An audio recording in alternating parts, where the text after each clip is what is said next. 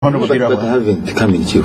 You have something to say about that? Because of time, I'd like us to be able to cover the other issues. They doing what for women? In my area, Rwomushana, 60% plus of the barriers we now have there are HIV. Over the 100 barrios. 60 I would HIV. Yeah. 6 out of 10. 60%. Yeah, 6 out of 10. For every 100, 60 are HIV. And for every 100 women, more than 50% are widows of HIV. So they know, and they are sick. Yes. That's the point I'm trying to make. Yes. Now we have health centers at sub-county level, and they have no drugs. You have buildings, but you have no drugs. True. The best that they do is to sweep and remove the cobwebs from the corners. Yeah, if they have tried at all. Now, and yet we have drugs in the medical stores expiring. Which are expiring. Expiring. Okay. Now, I've seen dogs lick wounds of their fellow dogs. But the humans are not doing that. Yes. I can see beasts. I can see beasts without any humanism in them. So, if you are talking about a woman, think about that woman deep in the village, who has soil that has lost fertility, who has no food, is HIV positive, has children, and has no medicine. This business of matano, minibus dies. Do you know how many die a day? Minibus. We are losing buses. We are losing things.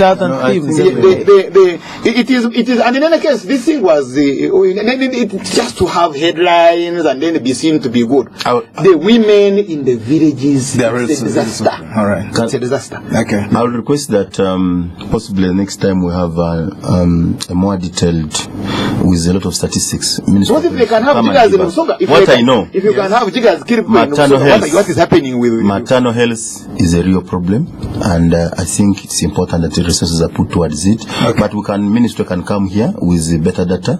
The commissioner can come here and also tell us the area of HIV and related problems. No, we have International AIDS Day when we focus on AIDS, but this time we're focusing on maternal health. That's what the topic. That's what we're talking about. But International AIDS Day we focus on AIDS. No, but so we are on maternal health. The point I'm making, if you steal money meant for mosquito nets, and that affects these pregnant, that would have helped these pregnant women, how am I going to trust you that you're going to spend money and look after these women? The issue is changing attitudes.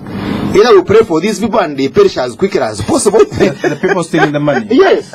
We pray for them, they die as quickly as possible. But otherwise, it's a disaster. You got them Edmond, out. Back to your question. Let's talk about education. Back to your question, Edmond. The A-level results. Yeah, let's talk about the A-level results. I want to congratulate the students, the schools for the good performance, including myself. Actually, when I was coming from this court case, the first call I got was that, your daughter has a triple A. Congratulations. Wow. At least I had a reason to live longer, after having been tortured by... Like father or like mother? All right. Like both father and mother, because even the mother is of the same.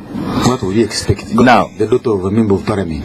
Yeah, but the point I want to make here is that those of us who went to university in 1988, immediately after the war, when the university was only admitting 500, maximum 800. Actually, when they raised 800, it was a big celebration in the country. It was not only one university, but then the admission list was so small. So today, when we are talking of more than 25 universities and admissions in hundreds of thousands, we must first admit that there has been quite a transformation in tens of thousands, that area. Tens of thousands. Hundreds now, actually, if you add up all these universities. Because Makerere alone is talking of enrollment of over 40,000. Right. Same over 100,000. It's like a secondary school. So thing is not a university. I think what's now important, because I can see the major challenge here is of intake. Government has done something more, so the newly introduced loan scheme, I think, will take care of some of our people. Okay. But for me, what should be more of focus, given if you look at what is the challenges in the National Development Plan, is how to vocationalize. I think private sector has put more money in universities, but we have done less in terms of technical, business, and vocational education. If you look at the USE, the number of students who are being churned out from USE, I don't want to use the word drop out.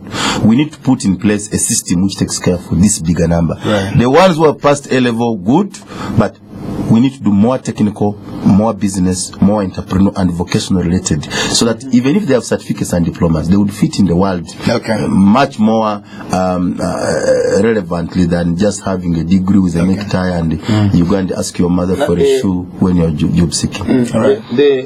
My comment is you have a combination like history, economics, literature, geography, and the student gets 4 A's. Yes. This means that you have D1s in the other in the papers, literally. Then in general paper you get a pass 7. Talk about it, yes? Yeah. This system is corrupt. What does it show you? Yeah. The UNEB system is dead. What kind of people is that? And because you say there is no time, so I can't go. I can't. That's why you see people who get these children who get these A's. You look at their schools. They've been training to answer questions, and by the time they sit for exams, they already know the questions. And the fellows who gave them the questions, who trained them in answering those questions, are the fellows who are going to mark them. Who are going to mark them. And it's not surprising that the daughters of the Birahwas of these days get A's. So what does it tell you about that? And then when they go in the university, they take raw, they got RODC, they can't qualify. Now they have even put exams for you to be admitted to RODC. What does the past 7 tell you? Which in general paper? I mean, because you trained in this, because this is where you're supposed to use your common sense. Right. Yeah. So basically, he doesn't have too much of that. Yeah. This fellow doesn't even qualify to be in senior 3. Very clear. Honorable Betkan, let's talk about something else. The Uganda Museum is to be demolished. But I really wanted to. I have a bit on the education. Very briefly. Because first of all, I agree that the education curriculum must be overhauled to suit the needs of this country. We have not overhauled it since it was designed by the colonialists, and they had designed a system that was churning out people who were yes, do this, yes sir, do it this way, yes sir, but not innovators, not entrepreneurs, not thinkers. So we need to overhaul, not critical thinkers. We need to overhaul the system. But having said that, Stephen is saying this government has done so well because we have 25 universities. Yes. But you know what they have done? They have just changed previously planned technical schools into universities. Chambogo was a technical college. Mobs was a technical college. We need more of them. That's the point I'm making. We should have left those. But what you have done, a review. We should do a review. Yes, and that's what and by the way, that's what has been done to hospitals also. The review is good. They took district hospitals and just renamed them referral hospitals without even adding value to them. They just says this is a regional referral hospital, which was previously a district hospital. Policy review after 10 years is not policy reversal. All right, let's talk about. We can't discuss the Ghana Museum. There's a court situation on that side. Let's talk about Gaddafi. He's been battling with the rebels in courts. They want him out. He doesn't want to go home. He was reportedly discussing an exit plan. Allow me to go with my wealth. He's estimated to be worth hundreds of billions of dollars, probably the world's richest man. What's the way forward? What should happen, Honorable Kamya? I think Gaddafi is the most shocked person in this world. He just didn't know. He just doesn't know what hit him or where it came from. But the people, I think, for me, I want to discuss it from the point of view of Ugandans and Uganda's politics, the learning from it.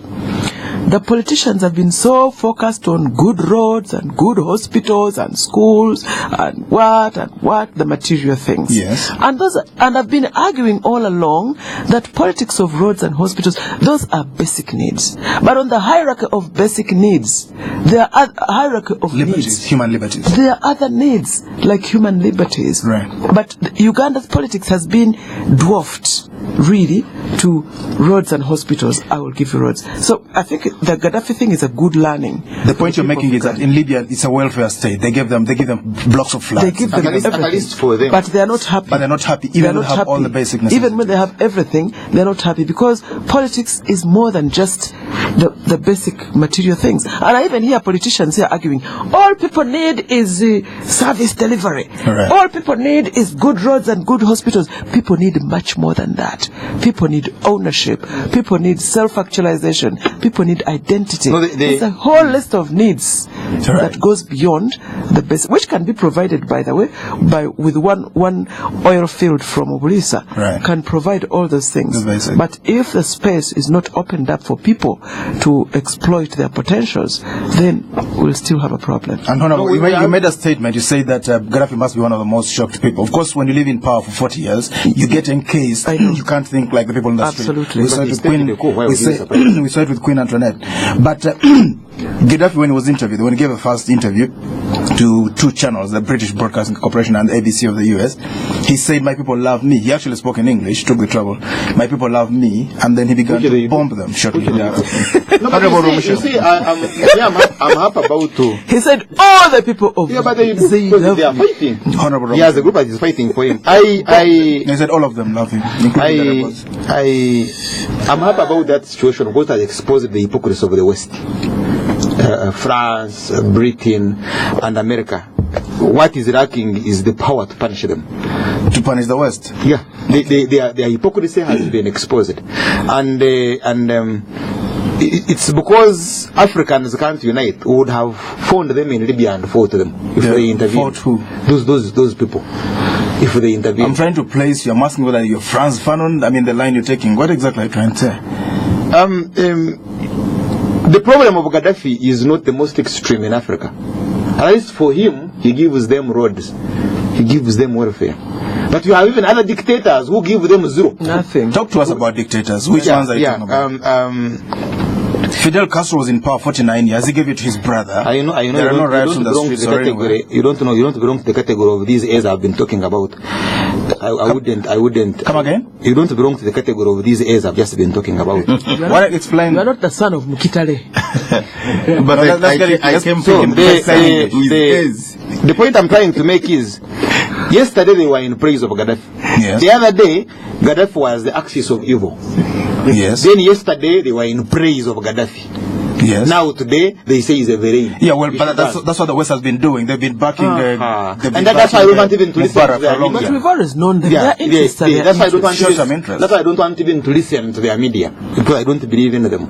This is an African problem. We need to find a mechanism of how we resolve it. First of all, as we discuss what's happening in Libya, they have problems at home. My sympathies again to the people of Libya, because in all this the masses are suffering, and that's why I'm always opposed to regime change. I prefer there is always a way. Why do they hunt? The best way to move. They were hunting because of oil. It's okay, let's Now, give this chance. if you look at the pyramid of man's needs, Hierarchy of the hierarchy of needs, right from the basic needs. If you give somebody good welfare of housing, of good vehicles, education, he develops another need. And that need of self-actualization. In economics, we use the freedom from servitude and choice beyond the basic needs. Yes. So that's the level the people from North Africa, that's where they have reached, and therefore they will not thank Gaddafi for just giving them a flat and a key for a pickup. Right. They now want choice. They want, and that's important. But what's most important? As we strive to get all these needs, we should never trade off stability and peace. The moment you do that, you lose everything. Where there is oil. And that's the unfortunate thing for our people in Libya. And even back here, whatever we are doing, we should never trade our stability, hard-earned stability, our peace, because that's a foundation for everything. You can only provide. That we should you can only provide. Our time is up. We have to end here. Thank you very much, Nida. Guest Honorable Betty Kamya, President of the Uganda Federal Alliance, Charles Rwomushana, former Rwomushana County MP, parliamentary candidate, and the Honorable